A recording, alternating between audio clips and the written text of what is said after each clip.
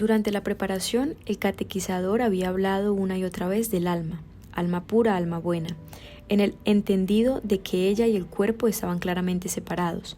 Mi referencia más precisa al respecto era la de las ilustraciones de Doré, en las cuales las almas, ya fueran benditas o condenadas, iban siempre en empaques de cuerpos desnudos, lo cual no dejaba de ser contradictorio, o al menos extraño.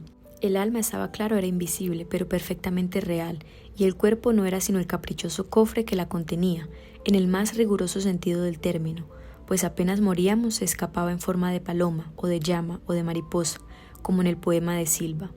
Para el día de la primera comunión era forzoso concentrarse en el alma, en el espíritu, y olvidarse de todo lo mundano, lo banal, lo accesorio, como el vestido, los regalos, el bonqué.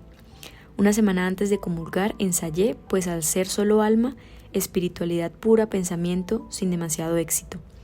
Fuera de mi lucha contra los malos pensamientos tenía que vérmelas con mi glotonería, que se me revelaba como algo muy lejano al estado angelical que perseguía, y con la idea imprecisa de que yo era ante todo mi nariz, mis ojos, mi boca, y que mi nombre se correspondía más con mi cuerpo que con ese intangible llamado alma.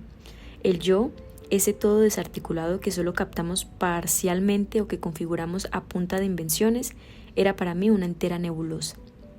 Dos hechos puntuales vinieron a interrumpir mis inquietas cavilaciones. Uno fue la confesión, menos sencilla de lo que me imaginé. En un papel escribí mi larga lista de pecados y la llevé apretada en el puño a fin de leerla frente a la ventanilla del confesionario, al oído del cura. Pero cuando oí su voz me puse tan nerviosa que solo atiné a decir con la fórmula que me habían enseñado: «Acúsome, Padre, de haber tenido malos pensamientos». Después de decir esto me quedé muda, con el papel hecho una bolita húmeda entre mi mano. «¿Pensamientos de qué naturaleza?», preguntó el cura. Vacilé. ¿Qué tenía que contestar? Me acordé de los 3 reinos, mineral, animal y vegetal. Escogí al azar. Animal. El silencio se hizo ahora del otro lado, pero evidentemente el cura tenía prisa, porque detrás de mí había una fila de al menos 10 pecadoras esperando. Me mandó rezar 3 avemarías y me echó la bendición. Tiré el papel en la primera caneca de basura que encontré, no sin cierta culpa. El otro hecho fue terrenal. Cuando 2 días antes de la gran ceremonia fuimos donde la modista a probarme el vestido, constatamos con horror que la infinita hilera de botoncitos forrados que iba del cuello hasta la cintura no lograba cerrar, tanto me había engordado en aquellas semanas. Hubo que acudir a medidas de emergencia que nos subieron en vilo hasta la noche anterior de la comunión, cuando finalmente, y gracias a las mañas de la costurera, lograron embutirme en el traje blanco de organdín suizo. El cuerpo, pues, le ponía zancadillas al alma, que para ponerse en evidencia el día de la ceremonia tuvo que hacer enormes esfuerzos. Por razones de estatura entré a la iglesia comandando la fila de niñas. Para parecer buena caminé con la cabeza inclinada y las manos juntas, como nos habían dicho, con paso lento y reverente. El momento de la comunión lo sorteé con mucha dignidad, sin sacar demasiado la lengua, y regresé a mi lugar esperando sentir la gracia de Dios dentro del alma. Pero no sentía el alma, mucho menos la gracia. Estaba exhausta. La perspectiva de una vida entera dedicada a los cuidados del espíritu me agobiaba enteramente. Durante el desayuno de celebración me abandoné a los placeres de la comida y para rematar mi derrota en la lucha por el triunfo del alma, empecé a pensar con intensidad vergonzosa en los regalos que me darían a la hora de la fiesta. Al día siguiente, al despertar, quise saber qué cambios había experimentado, ahora que Dios había entrado en mí. Así hubiera sido por la vía un tanto indigna del esófago. Pero no noté nada distinto ni en mi mirada, ni en mi aspecto, ni en mi pensamiento. Ni siquiera estaba alegre, como había asegurado el catequista que estaríamos a partir de entonces. La vida seguía, idéntica, tediosa, sin sobresaltos. Mi madre salía a veces, muy de tarde en tarde, a hacer alguna vista, y nos llevaba a nosotros sus 3 críos. Como su vanidad era directamente proporcional a su belleza, se arreglaba con gran esmero y lo mismo hacía con nosotros, que éramos su mayor orgullo, de modo que íbamos por las calles atrayendo las miradas de los vecinos, como un conjunto de pavos reales, dorados y armoniosos. En una de aquellas ocasiones tuve una revelación determinante. A mi hermana y a mí nos vestían de manera casi idéntica, como se usaba. El modelo era el mismo, no así el color, que variaba siempre. Al decir de algunos allegados, y tal vez por el atavío, podría pensarse que éramos gemelas, pero una prima de mi madre, que había llegado de otro país a pasar una temporada en casa de mi abuela, se encargó de informarme que al menos para ella esto no era tan evidente. Al vernos se deshizo primero en elogios con mi hermano, que era muy rubio y gracioso, e iba vestido como un paje renacentista. Luego, con sus ojitos de víbora, nos escrutó a mi hermana y a mí en un silencio que nos llenó de expectativa. Preguntó luego por el nombre de cada una. Entonces lanzó su veredicto. ¡Qué maravilla! Son idénticas, pero una es luz y la otra es sombra. Todos callamos, estupefactos ante aquel rapto metafórico. Sí, dijo mi madre haciendo de intérprete. La una es morena y la otra blanca. Pero la prima porfió, como cualquier bruja de cuento, sin ninguna piedad. No tanto eso, quiero decir que una es muy lúcida y la otra no. Muy lúcida, así, sin tilde, era la expresión que se usaba, como entendí más tarde, para hablar de una belleza moderada. La ambigüedad de su frase quedó flotando por unos segundos en mi conciencia, mientras me preguntaba casi angustiosamente si la deslucida sería yo. Entonces aquella bruja con cara de pájaro puso una mano sobre mi cabeza y sentenció: pero la suerte de la fea, la bonita la desea. Vi que mi madre enrojecía, muy probablemente de furia, mientras apretaba mi mano con cariño. Las dos son lindas, dijo. La visita terminó pronto. Ya en la casa me las ingenié para quedarme a solas con mi madre. Haciendo un esfuerzo le pregunté: «Mamá, ¿verdad que soy deslucida?» Usé esa palabra a propósito, pero como sinónimo de fea. «Para nada», dijo mi madre con una contundencia tal que consideré zanjado el tema, pero la inquietud al respecto ya había echado raíces. Unos días más tarde, aprovechando un rato ocioso, mamá fue hasta la pequeña biblioteca, sacó una cartilla y leyó, como si no fuera conmigo. Resulta que Yang Su hizo un viaje al país Sun y pernoctó en un albergue. El amo del albergue tenía 2 mujeres, una era hermosa y la otra fea. La fea era la querida y la hermosa menospreciada. Yang Su preguntó la causa de ello. El amo del albergue le respondió: «La guapa se tiene por guapa y yo no la encuentro guapa. La fea se tiene por fea y yo no la encuentro fea». Puedo transcribir la historia porque en mis años universitarios volví a encontrarla y supe que pertenece a la obra de Zhuangzi o Chuang Tzu, un filósofo chino que vivió en el siglo IV a.C. Quién sabe en qué revista de divulgación la tenía mi madre. Investigando un poco en el autor, que se hallaba traducido al español por Alex Ferrara, encontré además estas palabras en el discurso acerca de la igualdad de las cosas. Mao Qian y Li Ji son lo que la gente considera belleza, pero si los peces las ven, se hunden en las profundidades. Si las aves las ven, se van volando en el aire. Si los venados las ven, se van galopando. De los 4, ¿quién sabe lo que es verdaderamente bello en el mundo? Aquella experiencia de infancia volvería a repetirse. Después de salir de la universidad, viajé a Europa con una amiga. Hasta ese momento no había percibido diferencias estéticas demasiado grandes entre las dos.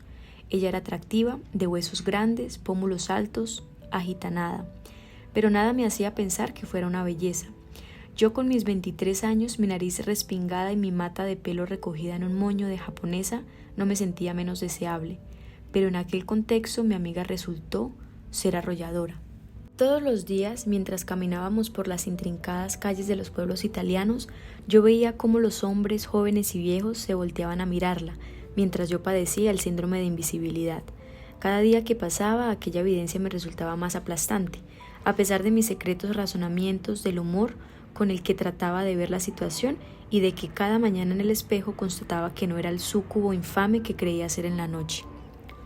Al final de la temporada estaba casi demolida por la experiencia, pero además totalmente dudosa del valor de mis propias percepciones. Cuando años después leí Le Repoussoir, un cuento de Zola, recordé aquella angustiosa experiencia en Europa. En este cuento, Durandot, el protagonista, tiene una extraordinaria idea: comerciar con la fealdad, del mismo modo que se comercia con la belleza. Monta pues una agencia donde mujeres no especialmente bellas alquilan otras muy feas para que las acompañen en sus paseos regiamente vestidas para hacer efectivo el contraste. En las noches, las chicas feas vuelven de su trabajo, se miran al espejo y le ven la cara a la soledad.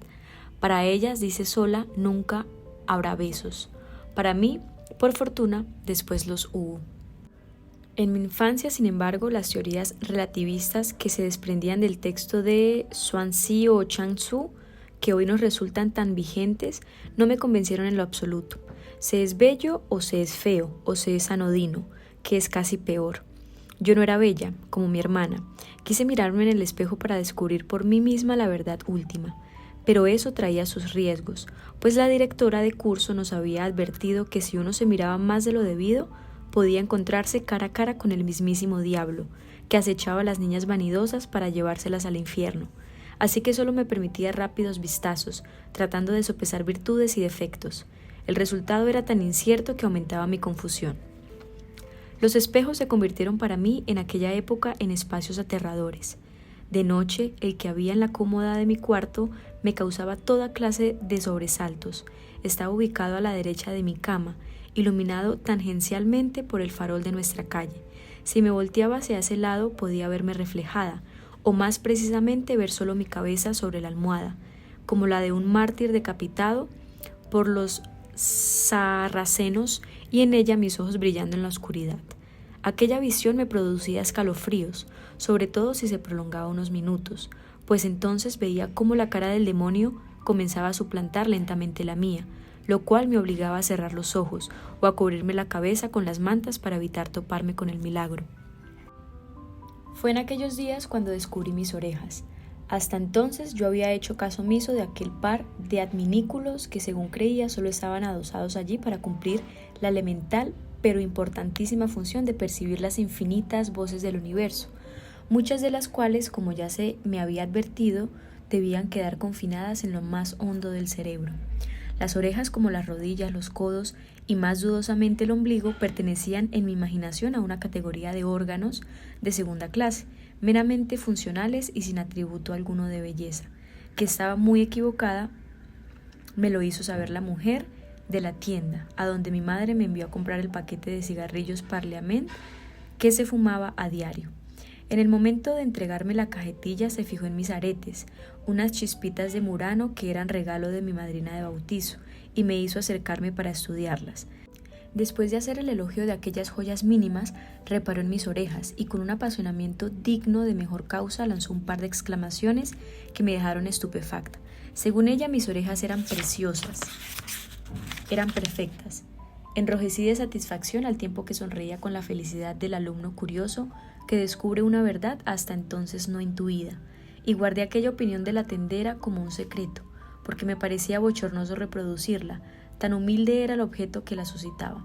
El tiempo, saco en el que todo cabe, me ha permitido ver rodillas admirables, tobillos preciosos, ombligos de una redondez perfecta, y orejas tan proporcionadas, de pliegues tan preciosos y lóbulos tan tentadores que podrían fácilmente ser prueba de la existencia de Dios, si es que éste existiera. Mi madre fue siempre ave de alto vuelo, mi padre animal de tierra, una especie de caballo de tiro o de topo incansable, amante del silencio y la oscuridad. Si por ello hubiera sido, nos habríamos quedado para siempre en el lugar donde nacimos, donde no existía el peligro de estar sometido a perturbaciones o sobresaltos. Pero mi madre quería aventura, novedades, una vida menos monótona y aburrida. Así que, antes de que cumpliera mis 10 años por voluntad suya, se tomó la trascendental decisión de irnos a vivir a la ciudad donde ya vivía mi abuela. Aquel viraje en nuestras vidas no significó nada o casi nada para mí, porque viajaba con todos aquellos que constituían mi vida. Por el contrario, dejar atrás el colegio cargado de monjas significaba una liberación. La falsedad de su alegría, los mimos hipócritas que me prodigaban delante de mis padres me resultaban chocantes.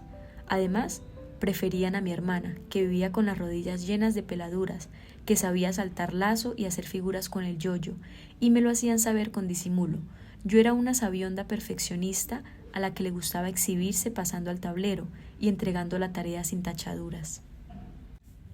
Unos meses antes de nuestra partida, una noticia sobresaltó el pueblo.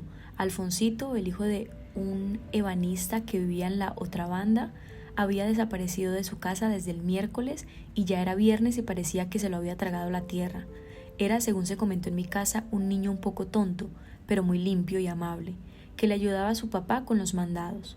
El sábado en la mañana se organizaron brigadas de búsqueda. y un silencio atroz se apoderó del ambiente cuando los 15 o 20 vecinos voluntarios se reunieron en el parque a planear estrategias de rastreo y luego se dividieron en grupos de a 4 o 5 y salieron a buscarlo en distintas direcciones más allá del pueblo. Se fueron para el monte, nos anunció Belarmina, a las veredas, a buscarlo por los caminos. Mis lecturas me permitieron imaginar la escena.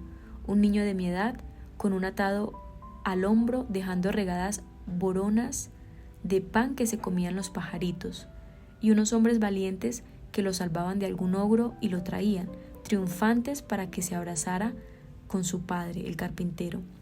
Se rumoraba toda clase de cosas, que tal vez estaba donde su madrina, a 2 horas de camino, que se lo había comido un tigre que merodeaba alrededor de las fincas, que quizá se había caído a un hueco y estaba padeciendo de hambre y de sed, que se lo había llevado el diablo. Esas versiones eran tan apasionantes y algunas de ellas tan aterradoras que los niños de la cuadra nos reunimos espontáneamente a esperar el desenlace, apretados unos contra otros como sobrevivientes de un cataclismo. Llegó la noche y tuvimos que entrar a nuestras casas, decepcionados de que aún no llegaron con noticias. La realidad, tantas veces inocua, mostró entonces su cara más feroz. Las expediciones fracasaron, pero el domingo a mediodía Alfonsito fue encontrado muerto en medio de un rastrojo, en un extremo del pueblo. ¿Qué es rastrojo?, pregunté fascinada por esa palabra. La contestación fue hasta cierto punto decepcionante: un matorral. Ese mismo día se supo algo tan alarmante como la muerte de Alfonsito. La mano del muerto no iba a dormir a la cárcel desde el miércoles. Recordé entonces las palabras de mi madre: a la gente hay que darle la oportunidad de ser buena. La casa, durante los preparativos de la mudanza, se fue pareciendo a un cuaderno al que alguien le va arrancando páginas. Las paredes despojadas de los últimos días, nada más desolado que aquellos clavos inútiles en su superficie. Semejaban hojas de un blanco sucio donde el tiempo había escrito historia desabrida. Todo el barullo anterior, el ir y venir de personas conocidas y desconocidas, dio paso a un silencio hueco, en el que repercutían nuestras pisadas. Mi padre me anunció, como algo que solo a mí me concernía, que tendríamos que dejar la enciclopedia infantil porque pesaba mucho. Armé un berrinche aterrador. Entonces me prometió que en Bogotá me compraría otra similar, quizá más bonita y moderna, pero yo grité un poco sinceramente y un poco porque ya había comenzado aquella estúpida escena y ahora me veía obligada a llevarla hasta el final, que yo solo quería esa. Es verdad que los cuentos que me gustaban los había leído hasta 3 veces, pero en eso los niños proceden como los amantes de la poesía, gustan de regresar una y otra vez a lo mismo, porque más que descubrir, quieren volver a sentir lo que ya sintieron. Papá claudicó. La embalaron lo mejor que pudieron en una caja de madera que luego reforzaron con sunchos, y la enviaron por tierra con otras pocas cosas, grandes y chicas, que iban a ser con los años algo así como pobres vestigios de un pequeño planeta convertido en fragmentos por la explosión implacable de la desmemoria.